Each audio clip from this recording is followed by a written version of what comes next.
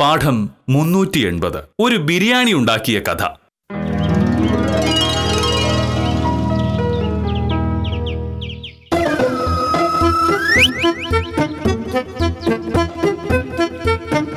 മോഹനേട്ടാ,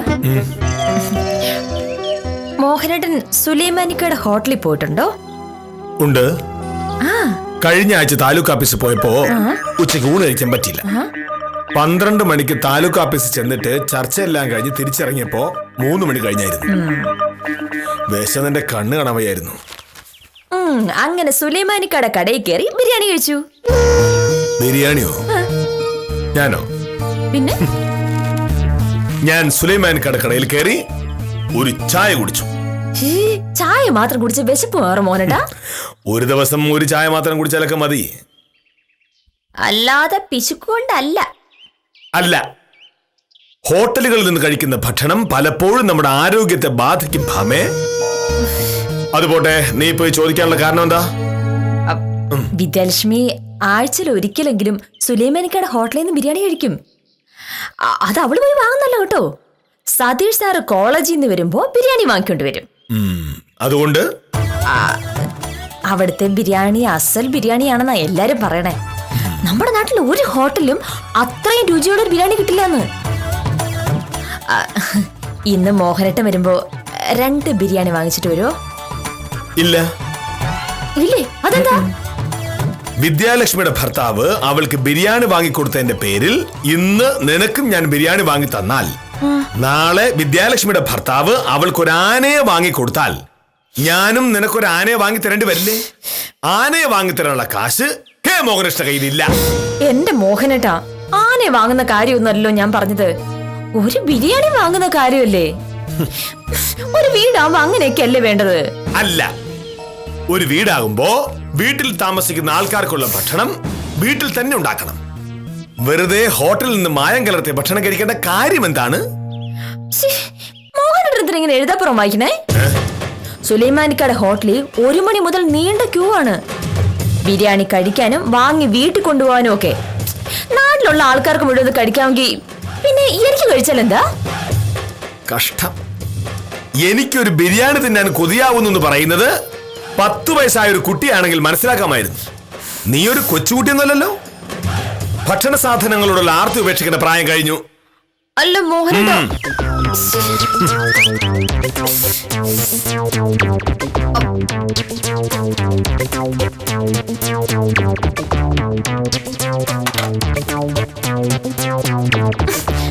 മോഹനേട്ടാ, സാധാരണ ഭാര്യയും ഭർത്താവും തമ്മിൽ വഴക്കുണ്ടാകുന്നത് ഭർത്താവിന് താങ്ങാൻ പറ്റാത്ത ആവശ്യങ്ങൾ ഭാര്യ പറയുമ്പോഴാണ്. ഉദാഹരണമായി, എനിക്കൊരു പുതിയ കാറ് വേണമെന്നോ എനിക്ക് 5 പവന്റെ മാല വേണമെന്നോ ഭാര്യ പറഞ്ഞിട്ടുണ്ടെങ്കിൽ കാശില്ലാത്ത ഭർത്താവ് ചിലപ്പോ വഴക്കുണ്ടാക്കിന്ന് വരും. ഇവിടെ ഇപ്പോ ഞാൻ ആകെ ആവശ്യപ്പെട്ടത് ഒരു ബിരിയാണിയല്ലേ? സുലൈമാനിക്കയുടെ കടയിൽ വെറും 80 രൂപ വിലയുള്ള ഒരു ബിരിയാണി. പണമല്ലല്ലോ ഭാമേ പ്രശ്നം. പിന്നെ എന്താണ് പ്രശ്നം? അതിന്റെ ആവശ്യമുണ്ടോ എന്നുള്ളതാ. എന്റെ മോഹനേട്ടാ, കല്യാണം കഴിഞ്ഞ 4 വർഷത്തിനിടയിൽ ഇങ്ങനെ തുച്ഛമായ വിരലിലെണ്ണാവുന്ന ആവശ്യങ്ങളെ മോഹനേട്ടർ പറഞ്ഞിട്ടുള്ളൂ. പക്ഷേ വഴക്കുണ്ടാക്കാതെ ഒരാവശ്യം മോഹനേട്ടർ ഇതുവരെ സാധിച്ചു തന്നിട്ടില്ല. എന്നാര് പറഞ്ഞു? ഓ, ഞാൻ വഴക്കുണ്ടാക്കുന്നത് നിന്റെ ആവശ്യം ന്യായമല്ല എന്ന് തോന്നുമ്പോഴാണ്. ഈ വീട്ടിൽ ഒരു അടുക്കളയുണ്ട്. നിനക്ക് ഒരുവിധം നന്നായി പാചകം ചെയ്യാനും അറിയാം. അപ്പോ ആരോഗ്യപരമായ ഒരു അന്തരീക്ഷത്തിൽ ഉണ്ടാകുന്ന രുചികരമായ ഭക്ഷണം കഴിച്ചുകൂടി നമുക്ക്. എല്ലാ ദിവസവും ബിരിയാണി വേണമെന്നൊന്നും ഞാൻ പറയാറില്ലല്ലോ. വല്ലപ്പോഴും ഒരു ദിവസം. സാധാരണ ഭർത്താക്കന്മാരാണെങ്കിൽ ഭാര്യ പറയുന്ന നിമിഷം പറന്നുപോയി ബിരിയാണി വാങ്ങിട്ട് വന്നേനെ. കയ്യിൽ 10 പൈസ ഇല്ലാത്ത ഭർത്താവാണെങ്കിൽ പോലും കടം വാങ്ങിയെങ്കിലും ബിരിയാണി വാങ്ങിയനെ. ഇവിടെ കടം വാങ്ങേണ്ട കാര്യം പോലും ഇല്ല. മാസം 10-25,000 രൂപ ശമ്പളം വാങ്ങുന്ന മുന്തിയ വില്ലേജ് ഓഫീസറാണ് ഭർത്താവ്. പക്ഷെ പണം ചെലവാക്കാനുള്ള മടി കൊണ്ട് ഭാര്യ ബിരിയാണി എന്നല്ല ഒരു നാരങ്ങ മുട്ടായി വേണമെന്ന് പറഞ്ഞാലും വാങ്ങിത്തരില്ല. ഇതൊക്കെ നിന്റെ തെറ്റിദ്ധാരണകളാണ്. നിനക്ക് ആവശ്യമുണ്ട് എന്ന് തോന്നുന്ന ഏതൊരു സാധനവും നീ പറയാതെ തന്നെ ഞാൻ വാങ്ങിക്കൊടുത്തിട്ടുണ്ട്. എന്റെ ഈശ്വരാ,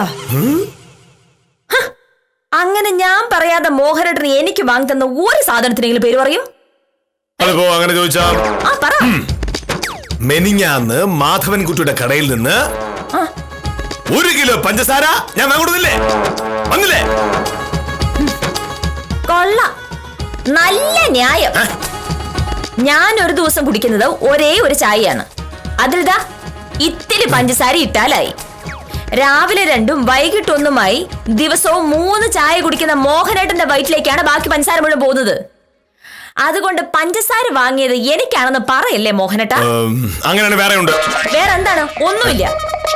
അരി വാങ്ങുന്നതും പച്ചക്കറി വാങ്ങുന്നതും ചായപ്പൊടി വാങ്ങുന്നതൊന്നും എനിക്ക് മാത്രമായിട്ട് തിന്നാനല്ലല്ലോ. ആ കണക്കിന് മോഹനേട്ട പറയണ്ട. എനിക്ക് വേണ്ടി മാത്രം വാങ്ങിയ ഒരു സാധനത്തിന്റെ പേര് പറ. എനിക്ക് ആലോചിക്കണം.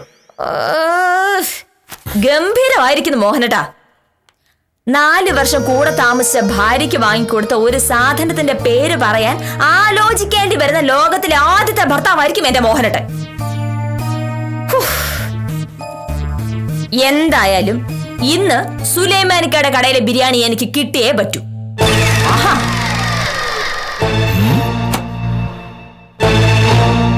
ആഹാ,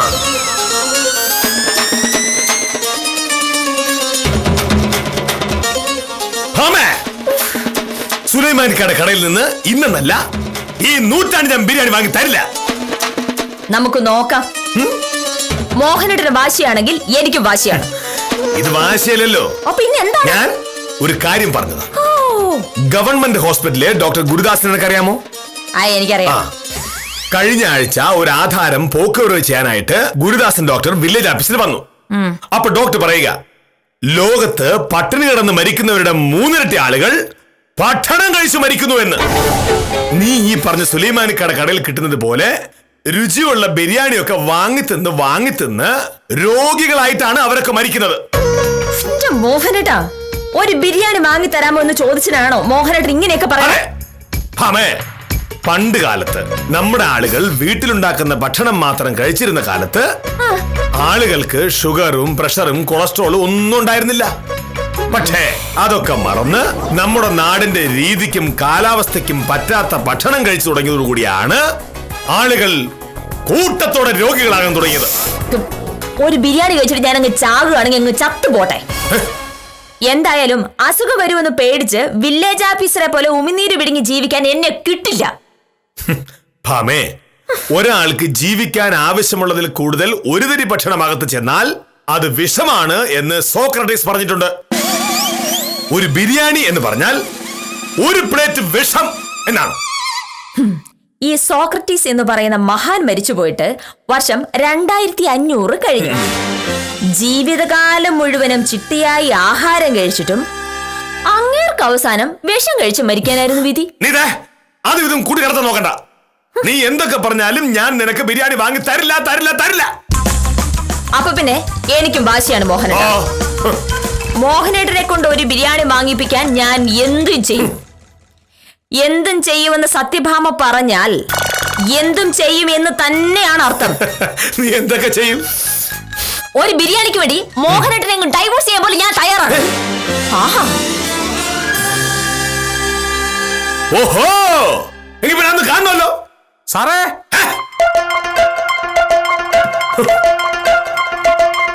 മോഹനേട്ടൻ സാറേ. സാർ, വക്കീലില്ലേ? വക്കീലിനെ കാണാനാണ് വന്നതെങ്കിൽ ഉത്തമൻ എന്താ ഇവിടെ സാറേ എന്ന് വിളിച്ചത്? അല്ല, എനിക്ക് രണ്ടുപേരെയും കാണേണ്ട ആവശ്യമുണ്ടായിരുന്നു. അത് പിന്നെ ഒരു വീട്ടിൽ കയറി വരുമ്പോ ഗൃഹനാഥന്റെ പേര് വിളിക്കുന്നതാണല്ലോ ഒരു മര്യാദ. ഉത്തമൻ അത്രയെങ്കിലും മര്യാദ അറിയാം. പക്ഷേ ഇവിടുള്ള വക്കീലിന് ഞാനാണ് ഗൃഹനാഥനെന്നോ എന്റെ തീരുമാനങ്ങളാണ് ഇവിടെ നടക്കേണ്ടതെന്നുള്ള യാതൊരു ബോധവും ഇല്ല. എന്താ ഉത്തമ? നമസ്കാരം വക്കീലേ. ഞാൻ വന്നതേ ആ പ്രകാശനും ദിനേശനും തമ്മിലുള്ള അതിര് തർക്കത്തിന്റെ കാര്യം പറയാനാണ്. എല്ലാരും കൂടെ ഇടപെട്ട് ഒത്തുതീർപ്പാക്കിയ കേസാണല്ലോ വക്കീലേ അത്.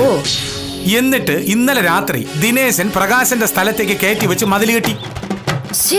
അത് കൊള്ളാലോ. എന്നിട്ട് പ്രകാശൻ പോലീസ് പരാതിപ്പെട്ടില്ലേ? പോലീസ് പരാതിപ്പെട്ടിരുന്ന ഒരു കാര്യമല്ലോ വക്കീലേ. പോലീസുകാരുടെ മനസ്സമ്മതത്തോടു കൂടി തന്നെയാണ് ദിനേശൻ ഈ തെണ്ടിത്തരം കാണിച്ചു വെച്ചേക്കുന്നത്. കോടതിയിൽ പോകുക അല്ലാതെ വേറെ ഒരു വഴിയില്ല വക്കീലെ. ഇക്കാര്യം പറയാനാണോ ഉത്തമൻ ഇവിടെ വന്ന് സാറേ എന്ന് വിളിച്ചത്? സാറിനോട് ഒരു കാര്യം പറയാനുണ്ട് സാറേ. അന്ന് ആ സ്ഥലത്തിന്റെ സ്കെച്ച് സാറാണല്ലോ വരച്ചത്. അതിന് പ്രകാരം പ്രകാശന്റെ തന്നെയാണ് സ്ഥലം. സാറിന് സമയമുണ്ടെങ്കിൽ അവിടം വരെ വന്ന് അത് ഒന്നുകൂടെ ഒന്ന് അളന്നു തരണം. ഇന്നും നാളെയും എനിക്ക് തീരെ സമയമില്ല. അയ്യോ, അങ്ങനെ പറയരുത് സാറേ. ഇതൊരു ഭയങ്കര പ്രശ്നമാവുന്നതിന് മുമ്പ് എങ്ങനെയെങ്കിലും തീർക്കാനാണ് ഞാൻ നോക്കുന്നത്. നാട്ടിലെ തമ്മിത്തല്ലും വഴക്കും തീർക്കാനല്ല കെ മോഹനകൃഷ്ണന് സർക്കാർ മാസാമാസം ശമ്പളം തരുന്നത്. ഞാൻ ഒരു വില്ലേജ് ഓഫീസറാണ്, പോലീസുകാരനല്ല. അല്ലെങ്കിലും ആർക്കെങ്കിലും ഉപകാരമുള്ള ഒരു കാര്യം ചെയ്യുന്ന കാര്യത്തിൽ പണ്ടേ വില്ലേജ് ഓഫീസർക്ക് താല്പര്യമില്ലല്ലോ.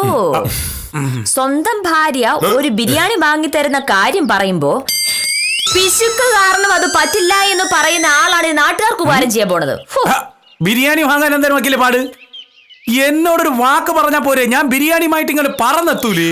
ഉത്തമ, ബിരിയാണിയിൽ എന്തൊക്കെയാണ് ചേർത്തിരിക്കുന്നതെന്ന് ഉത്തമൻ അറിയാമോ? അതിപ്പോ അങ്ങനെ ചോദിച്ചാ ബിരിയാണിയിൽ ചേർത്തിരിക്കുന്ന നെയ്യ് മനുഷ്യ ശരീരത്തിലെ കൊളസ്ട്രോൾ കൂട്ടുമെന്ന് ഉത്തമൻ അറിയാമോ? അല്ല, ഇത്തരം ഭക്ഷണങ്ങൾ കഴിച്ചാണ് നമ്മുടെ നാട്ടിലെ ആളുകൾ രോഗികളാകുന്നത്. ആരോഗ്യപ്രദമായ ഭക്ഷണം കഴിക്കുക എന്നുള്ളത് ഒരു സംസ്കാരത്തിന്റെ ഭാഗമാണ്, അല്ലേ? അല്ലേ? ആണോ? ആയിരിക്കും. ഉത്തമൻ ബിരിയാണി കഴിക്കാറുണ്ടോ? വല്ലപ്പോഴും ഒക്കെ. സുലൈമാനിക്കാട് ഹോട്ടലിലെ ബിരിയാണിയെ പറ്റി ഉത്തമന്റെ അഭിപ്രായം എന്താ? അത് ചോദിക്കാനുണ്ടോ വക്കീലെ? ഓ, നല്ല ബെസ്റ്റ് ബിരിയാണി അല്ലേ ഉള്ളത്, പറയാലോ സാറേ. സുലൈമാനിക്കയുടെ കടയിൽ നിന്ന് ഒരിക്കലൊരു ബിരിയാണി കഴിച്ചു കഴിഞ്ഞാൽ പിന്നെ അവിടെ നിന്നേ ആളുകൾ ബിരിയാണി കഴിക്കുന്നു. അതാണ്. ഇത്രയും ടേസ്റ്റുള്ള ബിരിയാണി എന്റെ ആയുസ്സിൽ ഞാൻ ഇതുവരെ കഴിച്ചിട്ടില്ല, സത്യം. പ്രകാശന്റെ ഭൂമിയുടെ സ്കെച്ച് ഒരു മാസം കഴിഞ്ഞ് കിട്ടിയാ മതിയല്ലേ? അയ്യോ സാറേ, അങ്ങനെ പറയരുതേ. പക്ഷേ ഒരു കാര്യമുണ്ട് വക്കീലെ, സുലൈമാനിക്കാട് ഹോട്ടലിലെ ബിരിയാണിക്ക് ഭയങ്കര രുചിയൊക്കെ ഉണ്ടെങ്കിലും അതിന് രുചി കൂട്ടായി പല സാധനങ്ങളൊക്കെ ചേർക്കുന്നെന്നാണ് നാട്ടുകാർ പറയുന്നത്. ചുരുക്കം പറഞ്ഞ അത്തരത്തിലുള്ള ബിരിയാണി കഴിക്കാതിരിക്കുന്നതാണ് നല്ലത്. പിന്നെന്തിനാണ് ഉത്തമൻ സ്ഥിരമായി എവിടെ പോകുന്നത്? അല്ല അത് പിന്നെ വക്കീലെ, പ്രകാശിന്റെ കേസ് വേറെ ഏതെങ്കിലും വക്കീൽ വാദിക്കുന്നതായിരിക്കും നല്ലത്. അയ്യോ, അത് വക്കീൽ വാദിച്ചാലേ ശരിയാവൂ. എന്നാ പിന്നെ സത്യം പറ, ആ ബിരിയാണിയിൽ എന്ത് ചേർക്കുന്ന നാട്ടുകാർ പറയുന്നത്? പറ. അങ്ങനെയൊക്കെ ചോദിച്ചു കഴിഞ്ഞാൽ കേസ് മനസ്സിലാവുന്നുണ്ട് സാറേ. ഞാനേ ഇപ്പൊ വന്നു പെട്ടിരിക്കുന്ന അവസ്ഥയെക്കുറിച്ച് എനിക്ക് ഇപ്പോഴാണ് മനസ്സിലായത്. അതുകൊണ്ട് നമുക്ക് ഈ ബിരിയാണി എന്നുള്ള പിടി വിട്ടിട്ടെ പ്രകാശന്റെ സ്ഥലത്തെ കുറിച്ച് സംസാരിക്കാം. സാറേ, നിങ്ങൾ രണ്ടുപേരും ഒന്ന് സഹകരിച്ച ഈ പ്രശ്നം വളരെ പെട്ടെന്ന് തീർക്കാവുന്നതേ ഉള്ളൂ. ആദ്യം ഞാൻ പറഞ്ഞ പ്രശ്നം തീരട്ടെ. ബിരിയാണി കഴിക്കുന്നത് ആരോഗ്യത്തിന് കേടാണെന്ന് ഉത്തമന് മനസ്സിലാകുന്ന ദിവസം വില്ലേജ് ഓഫീസിലേക്ക് വന്നാൽ സ്കെച്ചിന്റെ കാര്യം അപ്പൊ ആലോചിക്കാം. എന്താണ് സാർ ഇറങ്ങുന്ന? അയ്യേ സാറേ, സാർ പോയി ഇതിനാണ് മാറിയിക്കാൻ പറഞ്ഞത്.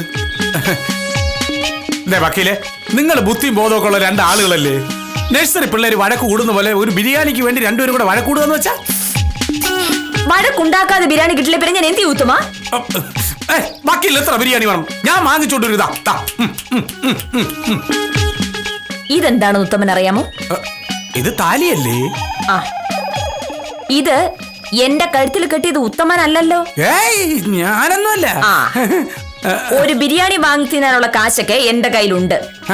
പക്ഷേ ഇത് കഴുത്തിൽ കെട്ടിത്തന്ന ആ യോഗ്യന്റെ കൈ കൊണ്ട് ഒരു ബിരിയാണി വാങ്ങി കഴിക്കുമ്പോ അതിനൊരു സുഖമുണ്ട്. അല്ലാതെ ബിരിയാണി തിന്നാനുള്ള കൊതി കൊണ്ടല്ല ഇതൊന്നും. ഒരു ബിരിയാണിക്കാരൻ വന്നിരിക്കുന്നു. അല്ല വക്കീലെ, അപ്പൊ പ്രകാശന്റെ കേസിന്റെ കാര്യം പ്രകാശനോട് വേറെ വക്കീലിനെ അന്വേഷിക്കാൻ പറ. എനിക്ക് ആ കേസ് വാദിക്കാൻ മനസ്സില്ല. ശരിടാ, രാവിലെ വെറുതെ മെനക്കെട്ട് ഇറങ്ങിയല്ലോ. ഇനിയിപ്പോ പ്രകാശന്റെ കാര്യത്തിൽ എന്തോ ചെയ്യും? ഒരു ബിരിയാണിക്ക് കുടുംബജീവിതത്തിൽ ഇത്രയും പ്രസക്തി ഉണ്ടെന്ന് എനിക്ക് ഇപ്പോഴാണ് മനസ്സിലായത്.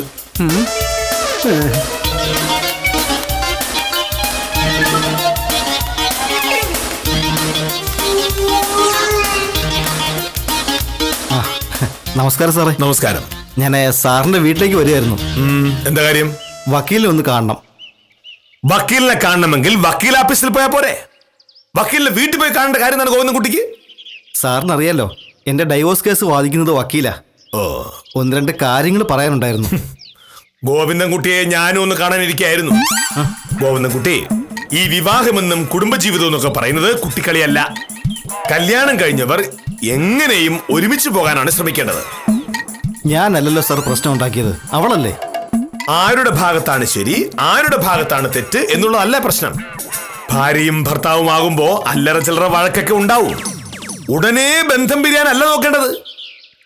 സാറേ, എന്റെ പ്രശ്നങ്ങൾ ഞാൻ വക്കീലിനോട് പറഞ്ഞിട്ടുണ്ട്. എന്റെ ഭാഗത്താ ന്യായമെന്ന് വക്കീലും പറഞ്ഞു. അവൾ അങ്ങനെ പറയും, കാരണം അവളൊരു വക്കീലാണല്ലോ. ഗോവിന്ദൻകുട്ടി, വക്കീലന്മാർക്ക് ആവശ്യം കേസാണ്. അതിനുവേണ്ടി അവർ മര്യാദയ്ക്ക് ജീവിക്കുന്ന ഭാര്യ ഭർത്താക്കന്മാരെ നിസ്സാര കാര്യങ്ങളുടെ പേരിൽ തെറ്റിക്കാൻ ശ്രമിക്കും. സാറേ, എന്റെ ഭാര്യ ഒരു ദിവസം എന്നോട് ഹോട്ടലിൽ നിന്ന് ഒരു ചിക്കൻ കറി വാങ്ങിച്ചുകൊണ്ട് വരാൻ പറഞ്ഞു. സത്യം പറഞ്ഞ ഞാനതങ്ങ് മറന്നുപോയി. വൈകിട്ട് ചെന്ന പാടെ അവള് ചോദിച്ചു, ചിക്കൻ കറി എവിടെയെന്ന്. ഞാൻ പറഞ്ഞു മറന്നുപോയെന്ന്. അത് കേട്ട പാടെ അവള് പറയുക, അവളോട് സ്നേഹം ഉണ്ടായിരുന്നെങ്കിൽ ഞാനത് ഓർക്കുമായിരുന്നു എന്ന്. സ്നേഹമില്ലാത്തത് കൊണ്ടാണ് മറന്നുപോയതെന്ന്. ഇങ്ങനെ സ്നേഹമില്ലാത്ത ഭർത്താവിന്റെ കൂടെ ജീവിക്കേണ്ട കാര്യമില്ലെന്ന്. നേരം വെളുക്കുന്നത് വരെ അവൾ കാത്തിരുന്നു. നേരം വെളുത്തതും അവൾ പെട്ടിയെടുത്ത് സ്ഥലം വിട്ടു. ഒരു ചിക്കൻ കറിയുടെ പേരിൽ ഡൈവേഴ്സോ? ഇപ്പോഴത്തെ കാലമല്ലേ സാറേ, ഡൈവോഴ്സിന് ആ കാരണമൊക്കെ മതി.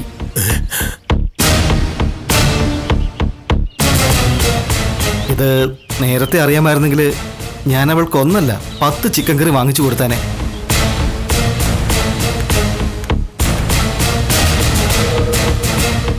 അത് കൊള്ളാലോ. പെണ്ണുങ്ങൾ ഇങ്ങനെ തുടങ്ങിയാൽ ഈ ലോകത്തിന്റെ അവസ്ഥ എന്താവും? നീ എന്തൊക്കെ പറഞ്ഞാലും ഞാൻ നിനക്ക് ബിരിയാണി വാങ്ങി തരില്ല, തരില്ല, തരില്ല. അപ്പൊ പിന്നെ എനിക്കും വാശിയാണ് മോഹന. മോഹനേട്ടനെ കൊണ്ട് ഒരു ബിരിയാണി വാങ്ങിപ്പിക്കാൻ ഞാൻ എന്തും ചെയ്യും. എന്തും ചെയ്യുമെന്ന് സത്യഭാമ പറഞ്ഞാൽ എന്തും ചെയ്യും എന്ന് തന്നെയാണ് അർത്ഥം. നീ എന്തൊക്കെ ചെയ്യും? ഒരു ബിരിയാണിക്ക് വേണ്ടി മോഹനേട്ടനെ ഡൈവോഴ്സ് ചെയ്യാൻ പോലും ഞാൻ തയ്യാറാണ്. പ്രശ്നമാവോ? പാമെങ്ങനെ ചെയ്യില്ല. എന്താ സാറേ ആലോചിച്ചിരിക്കുന്നത്? എന്താ ഇവിടെ ആലോചിച്ച് നിൽക്കാൻ പാടില്ലാത്ത സ്ഥലമാണോ? എങ്കിൽ അങ്ങോട്ട് മാറിയിക്കാം. അല്ല, വെറുതെ ചോദിച്ചെന്നേ ഉള്ളൂ. അങ്ങനെ വെറുതെ ചോദിക്കണ്ട. ഓ, ഒന്ന് എന്താ സാറേ? രാജപ്പന്റെ കല്യാണം കഴിഞ്ഞിട്ട് എത്ര നാളായി? ഒരു 3 കൊല്ലം ആവും. ഭാര്യ വല്ലപ്പോഴും ബിരിയാണിയോ കോഴിയിറച്ചിയോ വേണമെന്ന് പറയുമ്പോ വാങ്ങിച്ചു കൊടുക്കാറുണ്ടോ? എന്റെ കയ്യിൽ എടുക്കാൻ 10 പൈസയില്ല, അപ്പോഴാ ബിരിയാണി. ബിരിയാണി വാങ്ങിക്കൊടുത്താൽ രാജപ്പന് കൊള്ളാം. കുടുംബ കോടതിയുടെ വരാന്തയിൽ കൂടി അങ്ങോട്ടും ഇങ്ങോട്ടും നടക്കുന്നത് ഒട്ടും സുഖമുള്ള കാര്യമല്ല. മനസ്സിലായോ? ചേടാ, എന്റെ ഭാര്യയ്ക്ക് ബിരിയാണി ഇഷ്ടമാണെന്ന് മോഹനകൃഷ്ണൻ സാർ എങ്ങനെ അറിഞ്ഞു?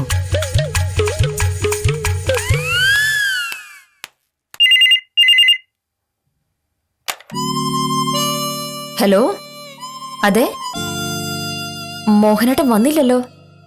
വരാ സമയമായി. ഒരു കാര്യം ചെയ്, ഒരു 15 മിനിറ്റ് കഴിഞ്ഞ് ഒന്നുകൂടെ വിളിക്കാം. ഇല്ലെങ്കിൽ മോഹനേട്ടൻ വരുമ്പോ ഞാൻ അങ്ങോട്ട് വിളിക്കാൻ പറയാം. ശരി. അയ്യോ, എത്തിയല്ലേ വില്ലേജ് ഓഫീസർ. പാവ ശങ്കരകുട്ടിച്ചേട്ടൻ. 2 മിനിറ്റ് കഴിഞ്ഞ് വിളിക്കാൻ തോന്നിയിരുന്നെങ്കിൽ മോഹനേട്ടനെ കിട്ടിയെന്നെ. പെട്ടെന്നൊരു ചായ എടുക്ക. മോഹനേട്ടൻ എന്താ ഇത്ര താമസിച്ചത്?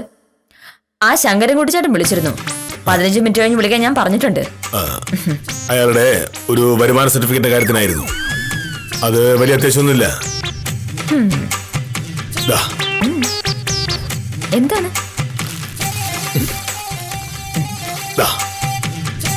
ഇതെന്താ? തുറന്നു നോക്ക്. എന്താ ഈ മണം? ഇതെന്താ ബിരിയാണിയാ? അതെ, സുലൈമാനിക്കാട് കടയിലെ ബിരിയാണി. ഇതെന്ത് പറ്റി മോഹനേട്ടാ? ആകാശം വെടിഞ്ഞു വീണാലും ബിരിയാണി വാങ്ങില്ല എന്ന് പറഞ്ഞ് രാവിലെ ഇവിടുന്ന് ഇറങ്ങിപ്പോയ മോഹനേട്ടൻ ബിരിയാണി വാങ്ങിട്ട് വന്നു. അല്ല, ഞാൻ പിന്നീട് ആലോചിച്ചപ്പോ നിന്റെ ഒരു ആഗ്രഹമല്ലേ നടത്തി തരാന്ന് കരുതി. അതെന്താ അങ്ങനൊരു അഭിപ്രായം മാറാൻ? വെറുതെ പ്രത്യേകിച്ച് കാര്യമൊന്നുണ്ടായിരുന്നില്ല. ഒരു കാരണം ഉണ്ടാവാതെ മോഹനേട്ടൻ ഐഡിയ മാറ്റില്ലല്ലോ. ബിരിയാണി ആരോഗ്യത്തിന് നല്ലതാണെന്ന് ഗുരുദാസൻ ഡോക്ടർ പറഞ്ഞു. ഗുരുദാസൻ ഡോക്ടർ അങ്ങനെ പറയുന്നില്ല. അപ്പൊ പിന്നെ മോഹനേട്ടൻ ഇങ്ങനെയാണ് അഭിപ്രായം മാറ്റിയത്? ഞാൻ പറഞ്ഞില്ലേ, എന്ത്? നീ രാവിലെ ഒരു ബിരിയാണിക്ക് വേണ്ടി അത്രയും വഴക്കുണ്ടാക്കിയ സ്ഥിതിക്ക് ഒരു ബിരിയാണി വാങ്ങി തരാന്ന് കരുതി. നിന്റെ ആരോഗ്യത്തെ പറ്റി നിനക്ക് ശ്രദ്ധയില്ലെങ്കിൽ അതിന്റെ ദോഷം നീ അനുഭവിക്കരുത് വിചാരിച്ചു. എന്നാലും എനിക്കിത് വിശ്വസിക്കാൻ പറ്റുന്നില്ല. മോഹനേട്ടൻ ഇങ്ങനൊരു മനംമാറ്റം ഉണ്ടാവണമെങ്കിൽ അതിന് തക്കതായ കാരണം വേണം. ഒരു കാരണമില്ലെന്ന് പറഞ്ഞില്ലേ? നിന്റെ ഒരാഗ്രഹവും സാധിച്ചു തരുന്നില്ല എന്നുള്ള ചീത്തപ്പേര് മാറിക്കിട്ടുമല്ലോ എന്ന് കരുതി. അല്ലാതെ ഗോവിന്ദൻകുട്ടിയെ വഴിക്ക് വെച്ച് കണ്ടതുകൊണ്ടും അയാളുടെ ഡൈവോഴ്സ് കേസിന്റെ കാര്യം കേട്ടതുകൊണ്ടല്ല അല്ലേ? ഗോവിന്ദൻകുട്ടിയോ? ഗോവിന്ദൻകുട്ടി ഒരുപാട് അങ്ങ് അഭിനയിക്കല്ലേ. മോഹനേട്ടൻ ഇവിടുന്ന് ഇറങ്ങിയതിന്റെ തൊട്ടു പിന്നാലെ ഗോവിന്ദൻകുട്ടി എന്നെ വിളിച്ചു. അപ്പോൾ ചിക്കൻ കറിയുടെ പേരിലാണ് ഗോവിന്ദൻകുട്ടിയുടെ ഭാര്യ പിണങ്ങിപ്പോയതെന്ന് മോഹനേട്ടനോട് പറയാൻ ഞാനാണ് പറഞ്ഞത്. ഗോവിന്ദൻകുട്ടിയുടെ ഭാര്യ പിണങ്ങിപ്പോയതിന് പിന്നെ വേറെ ഒരുപാട് കാരണങ്ങളുണ്ട്. ദേഷ്യം വന്നോ? പിണങ്ങില്ലേ? മോഹനേട്ടൻ എന്നോട് ശരിക്കും സ്നേഹമുണ്ടോന്ന് അറിയാൻ ഞാൻ കാണിച്ചൊരു നമ്പർ അല്ലേ അത്? ബിരിയാണി വാങ്ങി തന്നോ ഭർത്താവ് ഭാര്യയുടെ സ്നേഹം കാണിക്കണത്? ബിരിയാണി അല്ലല്ലോ ഇവിടുത്തെ പ്രശ്നം. ഇങ്ങനെയുള്ള നിസാര കാര്യങ്ങൾക്ക് പോലും നമ്മുടെ നാട്ടിൽ ഡൈവോഴ്സ് നടക്കുന്നുണ്ട് എന്ന് അറിയുമ്പോൾ മോഹനേട്ടനൊന്നും പേടിക്കുമല്ലോ. അങ്ങനെ പേടിച്ചിട്ടും ബിരിയാണി വാങ്ങി വന്നില്ലെങ്കിൽ ഞാൻ പോയാലും മോഹനേട്ടന് പ്രശ്നമില്ല എന്നല്ലേ അർത്ഥം. പക്ഷേ മോഹനേട്ടൻ ഓടിപ്പോയി ബിരിയാണി വാങ്ങിക്കൊണ്ടുവന്ന സ്ഥിതിക്ക് ഞാൻ ഒരിക്കലും മോഹനേട്ടനെ വിട്ടുപോകരുതെന്നാണ് മോഹനേട്ടന്റെ ആഗ്രഹം എന്ന് എനിക്ക് മനസ്സിലായല്ലോ. അത് എന്നോടുള്ള സ്നേഹം അത്രയ്ക്ക് കൂടുതലായതുകൊണ്ടല്ലേ? കൊള്ളാം. എനിക്ക് നിന്നോട് സ്നേഹം ഉണ്ടെന്ന് നിനക്കൊരു സംശയം ഉണ്ടെന്ന് അർത്ഥം. ഏയ്, എനിക്കങ്ങനെ സംശയമൊന്നുമില്ല.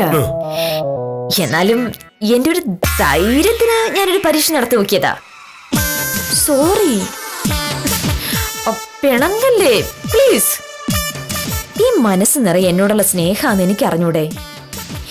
എന്നാലും ഇടയ്ക്കിതുപോലത്തെ കുറുമ്പ് കാണിച്ചില്ലെങ്കിൽ ജീവിതത്തിൽ എന്താ ഒരു രസം അല്ലേ? ഒന്ന് ചിരിക്ക്.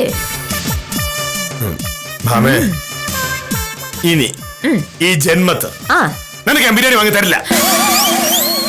അതിന്റെ പേരിൽ പോവാണെങ്കിൽ പോ. ഈ വില്ലേജ് ഓഫീസറെ വിട്ട് ഞാൻ അവിടെ പോവാനാണ്. ഞാൻ എവിടെ പോണില്ല.